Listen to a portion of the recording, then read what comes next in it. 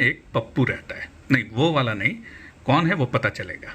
अभी 3 साल पहले पप्पू ने 10वीं पास की और तब से IIT की तैयारी में लग गया। घर में किताबें हैं, कोचिंग जाता है और यूट्यूब पे इन्फ्लुएंसर्स और सर लोगों के वीडियो देखता है। एक वीडियो उसको बड़ा पसंद आया। उसमें लिखा था कि योग करो तो फिर आपको पढ़ाई लिखाई में फ़ायदा होगा। तो पप्पू रोज़ सुबह सुबह उठ के 2-3 योगासन करता था, शाम को वॉक करता था, सोने से पहले ध्यान भी करता था। और तो और IIT का एग्ज़ाम के ठीक पहले अनुलोम विलोम करके उसने सारे प्रश्न के उत्तर दिए और हो गया वो फेल। फिजिक्स मैथ्स में तो वो कुछ कट ऑफ ले आया, लेकिन केमिस्ट्री में लाया अंडा। और पप्पू का कंक्लूजन था कि योग करने से IIT नहीं होता। हो गई ना पप्पू वाली बात। तो ऐसे ही कुछ लोग हमारी तरफ पप्पू वाली बात कह रहे हैं और वो कह रहे हैं कि हिंदुत्व से इलेक्शन नहीं जीता जा सकता, क्योंकि बीजेपी 240 पे आ गई 2024 के चुनाव में।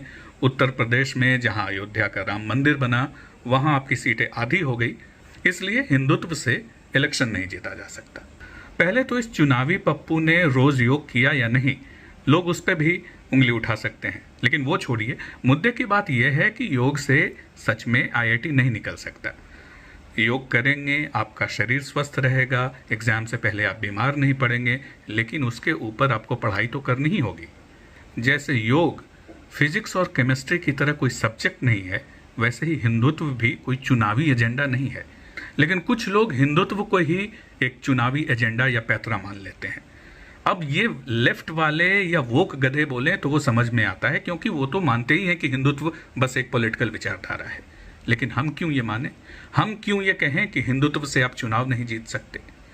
जब वीर सावरकर ने एसेंशियल्स ऑफ हिंदुत्व किताब लिखी थी तो वो कोई चुनाव जीतने की कोशिश कर रहे थे। उस वक्त कौन से चुनाव थे सर पे। सावरकर को छोड़िए, उसके पहले चंद्रनाथ बसु जिन्होंने हिंदुत्व पहली बार ये शब्द को इस्तेमाल किया, वो कौन सा चुनाव लड़ने वाले थे। या इन दोनों को छोड़ दें तो हिंदुत्व के समकक्ष जो विचारधारा हैं, जैसे श्री अरबिंदो या स्वामी विवेकानंद ने जिसको परिभाषित किया, क्या ये लोग चुनाव जीतने वाले थे। तो हिंदुत्व कोई चुनावी एजेंडा नहीं है। हिंदुत्व को अगर चुनावी एजेंडा या पैतरा मानेंगे तो फिर कंक्लूजन वैसा ही निकलेगा कि योग करने से IIT नहीं होता। हिंदुत्व योग की तरह ही है, ये चुनाव जीतने के लिए कोई एजेंडा या पैतरा नहीं है।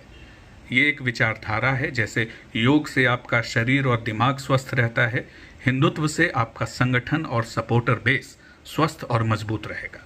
हिंदुत्व को वही रहने दो जो ये है, ये चुनावी पैतरा नहीं है। ये तो एक देश कैसा हो वैसी सोच है। ये एक विचारधारा है, जिससे करोड़ों लोग आपसे जुड़ सकते हैं और फिर वो एक दूसरे से जुड़ सकते हैं। हिंदुत्व वो नींव है जिस पे चाहो तो जितना भी बड़ा महल बना लो, लेकिन बिना नींव के कोई मकान बनाने जाओगे तो आंधी तो छोड़ो, शायद एक फूंक में गिर जाओगे।